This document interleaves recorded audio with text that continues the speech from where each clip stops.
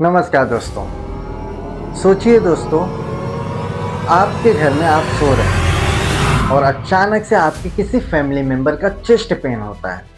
आप घबराहट में अपने नज़दीकी प्राइवेट हॉस्पिटल पहुंचते हैं क्योंकि इमरजेंसी है, लेकिन गेट पे ही पहुंचते ही आपसे कोई कहे कि पहले 50,000 रुपये जमा करिए, उसके बाद ही ट्रीटमेंट शुरू होगा। सर, आज जब कोई मरीज किसी प्राइवेट हॉस्पिटल की इमरजेंसी में जाता है तो मानो घर की बचत, गहने, जमीन सब कुछ बेचने की नौबत आ जाती है।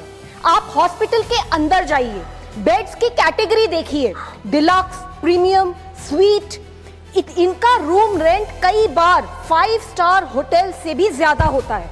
आपसे पहला सवाल पूछा जाता है, इंश्योरेंस है? जैसे ही जवाब हाँ होता है, मीटर चालू हो जाता है। अब सवाल ये नहीं है कि डॉक्टर अच्छा है या नहीं, असली सवाल यह है कि भारत में इलाज जरूरत के हिसाब से मिलता है या पैसे के हिसाब से। और इसी सवाल का जवाब हमें मिलता है एक ऐसे हॉस्पिटल मॉडल में जिसे किसी बड़े बिजनेसमैन ने नहीं बल्कि एक टीचर ने शुरू किया है। सवाल पेश किया जाए। अध्यक्ष महोदय, एक और बात मैं लेना चाहता हूं और ये बात हमारे पूरे सिस्टम को शर्मिंदा करने वाली है कि पटना का एक टीचर जिसे हम खान सर के नाम से जानते हैं, वो इंसान खुद का प्राइवेट अस्पताल बनाकर 10 रुपए में एक्सरे और 25 रुपए में ईसीजी टेस्ट उपलब्ध करवा सकता है, वो भी वर्ल्ड क्लास फैसिलिटी के। हाँ दोस्तों, वो हमारे हैं खान सर। तो चलिए पूरे मुद्दे को समझने के लिए पहले हॉस्पिटल के पीछे के पूरे राज को समझना जरूरी है। भारत में ज्यादातर private hospital profit based model पर चलते हैं। इसका मतलब ये नहीं है कि हर प्राइवेट हॉस्पिटल गलत है, लेकिन सिस्टम इस तरह डिजाइन किया गया है कि रेवेन्यू जनरेशन जो होता है ना, वो इनकी फर्स्ट प्रायोरिटी बन जाती है। यही वजह है कि ओपीडी फीस पर 500 से 1000 तक होती है और डॉक्टर कंसल्टेशन जो करते हैं वो बहुत कम टाइम के लिए होती है। और पेशेंट को जलते ही डायग्नोसिस की तरफ पुश कर दिया जाता है और इसी स्टेज पर पेशेंट जो होता है मिडिल केस कम होता है और बिलिंग एंटिटी ज़्यादा लगता है। और लॉजिकल स्टेप से देखा जाए तो जो ये ट्रस्ट होता है, जो प्राइवेट हॉस्पिटल अक्सर पैकेज रिकमेंड करते हैं और जहाँ ये सिंपल होता है। हॉस्पिटल के अंदर जाइए, बेड्स की कैटेगरी देखिए, डिलक्स, प्रीमियम, स्वीट, इनका रूम रेंट कई बार 5 स्टार होटल से भी ज्यादा होता है। आपसे पहला सवाल पूछा जाता है, इंश्योरेंस है? जैसे ही जवाब हाँ होता है, मीटर चालू हो जाता है। और वजह बहुत सिंपल है, क्योंकि जो पैकेजेस होते हैं ना, उसमें मार्जिन क्लियर होता है और रेवेन्यू जो होता है प्रेडिक्टेबल रहता है।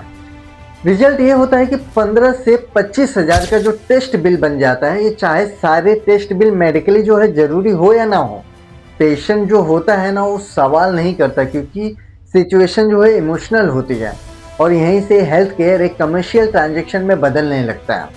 इसके बाद मेडिकल का जो फेस आता है ना, जहाँ प्राइवेट हॉस्पिटल में ज़्यादातर ब्रांड्स मेडिकल प्रिस्क्राइब की जाती है।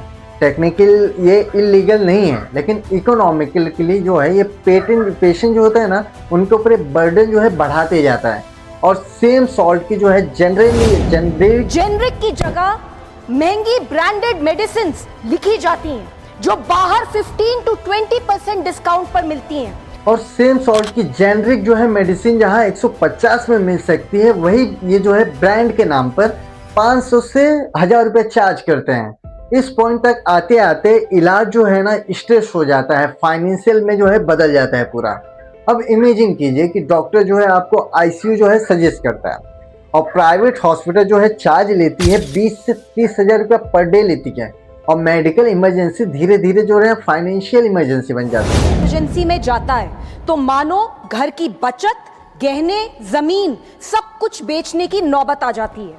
आप हॉस्पिटल के अंदर जाइए, बेड्स की कैटेगरी देखिए, डिलक्स, प्रीमियम, स्वीट, इनका रूम। अब दोस्तों, जो हमारे फैमिली मेंबर होते हैं ना, इस इलाज को फोकस करने के बजाय ना लोन, क्रेडिट कार्ड्स और रिश्तेदारों के बारे में सोचने लगते हैं। और सिस्टम टेक्निकली काम कर रहा होता है, लेकिन ह्यूमन डिग्निटी जो होती है ना, वो पूरी तरह से मर जाए। बुझाला हमनी के अस्पताल जो ना में शीशा लागल बनाओ में एगो गरीब किसान की हिम्मत ना होला कि शीशा वाला केवड़िया खोल दे, कि ओकरा बुझाता कि शीशा लागल बता अंदर बा बड़ी महंग हुई। तो अब जमाना गईल, अब हमनियों की स्टार्ट कर देले बन जाए। अभी हमनी चालू करनी। यहीं से कहानी का दूसरा एंगल शुरू होता है। जहाँ प्राइवेट सेक्टर लूट रहे हैं, वहीं आते हैं हमारे अपने खान सर। ये कोई हॉस्पिटल चेन ओनर नहीं है, वो सिर्फ एक टीचर है। और यही बैकग्राउंड पूरे मॉडल को फंडामेंटली जो है बदल देता है। कहा जो खान सर का हॉस्पिटल होता है ना, प्रॉफिट मैक्सिमाइजेशन के लिए नहीं बल्कि एक कॉस्ट रिकवरी और सर्विस के प्रिंसिपल डिजाइन किया गया है। उनके हॉस्पिटल में जो ओपीडी होता है ना, 100 से 200 के आसपास रखी जाती है। इसका जो पर्पस होता है रेवेन्यू नहीं, एक्सेसिबिलिटी लाना होता है। डॉक्टर जो कंसल्टेशन जो डिटेलिंग में पूरा करते हैं ना, तो वो ये लगता है कि जो उनका टाइम है ना और उनका जो पैसा है जो है ना, व्यर्थ नहीं जाता है। पेशेंट यहाँ कस्टमर नहीं बल्कि एक इंडिविजुअल इंसान माना जाता है।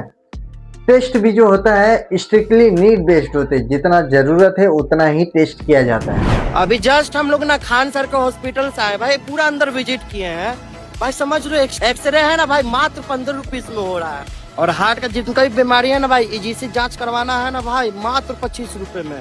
मतलब सोच लो। जो ब्लड टेस्ट होता है ना, 7 रुपए में है, और एक्सरे 15 रुपए में, और ईसीजी 25 रुपीज में, और एमआरआई 350 रुपीज में हो जाता है। यहाँ कोई पैकेज नहीं है ना कोई फेयर बेस्ड प्रोफेशनल जो है मार्केटिंग की जाती है। मेडिकल डिसीजन पूरी तरह से इकोनॉमिक प्रेशर से फ्री रहता है। यहाँ कोई मॉडल जो है, जो ये मॉडल है, इसी को सबसे ज़्यादा डिफरेंस बनाता है। मेडिकल में जो है जेनेरिक जो है प्रेफरेंस दी जाती है और सेम ट्रीटमेंट लेकिन सिग्निफिकेंटली लोअर कॉस्ट में किया जाता है। इसका मतलब ये नहीं कि क्वालिटी में कॉम्प्रोमाइज होता है, बल्कि पेशेंट को जो इलाज के साथ साथ ना फाइनेंशियल मेंटली फ्री रखा जाता है। हेल्थ केयर ये जो है एक फैमिली बनाता है।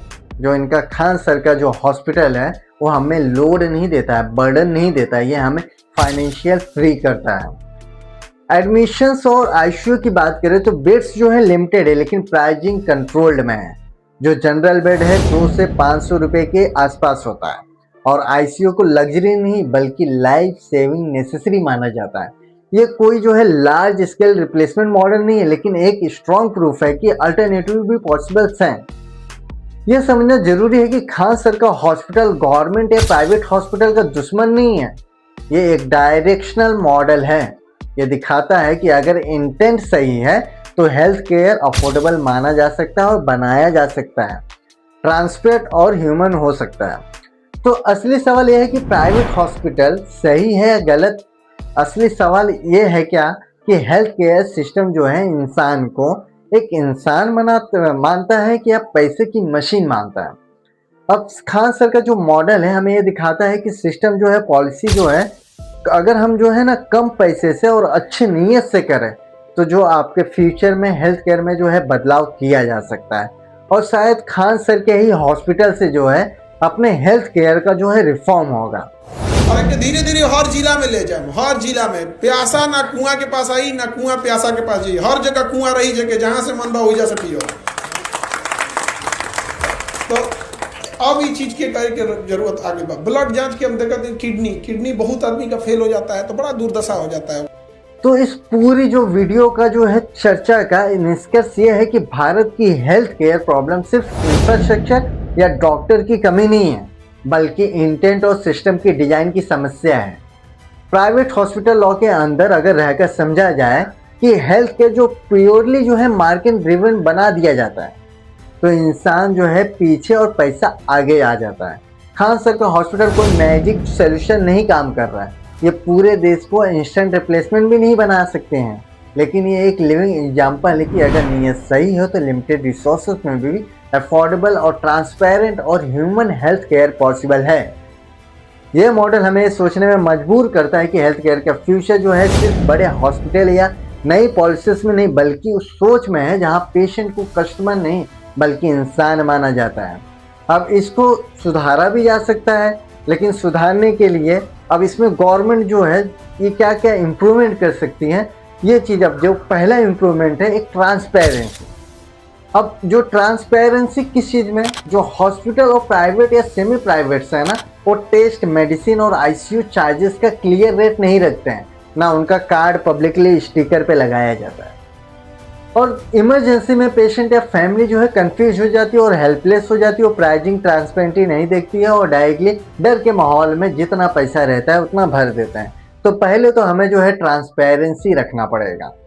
और दूसरा सबसे बड़ा सुधार है कि जेनरिक मेडिसिन को जो है नॉर्मलाइज करके आगे बढ़ाया जाए। गवर्नमेंट और मेडिकल काउंसिल को सिर्फ एक रिकमेंडेशन नहीं बल्कि स्ट्रिक्ट एक्शन भी लेना चाहिए कि डॉक्टर जो है जेनेरिक नेम से प्रिस्क्राइब करे ताकि पेशेंट के पास अफोर्डेबल ऑप्शंस हो। इससे ट्रीटमेंट की जो क्वालिटी है ना सेम रहेगी, लेकिन फाइनेंशियल बर्डन जो हो वो ड्रामेटिकली जो है कम हो जाएगा। अब तीसरा हेल्थ केयर में जो टाइम बेस्ड एम्पैथी को माना जाता है उसको हम वापस लाते हैं। ओपीडी में डॉक्टर से अनरियलिस्टिक पेशेंट लोड जो है ना वो कम किया जा सकता है, ताकि कंसल्टेंट से जो है रस रहता है ना कि मतलब एक आप लाइन लगाओगे तो 2 घंटे के बाद आएगा, तो वो चीज़ हम सुधारा जा सकता है। किम्स हॉस्पिटल में भी जाते हैं हम तो 5 मिनट के जांच के लिए हमें जो है 4 घंटे खड़े होने पड़ते हैं गवर्नमेंट हॉस्पिटल्स में, और प्राइवेट हॉस्पिटल्स में पैसा फेंकोगे तभी तमाशा दिखोगे, ये सीन है।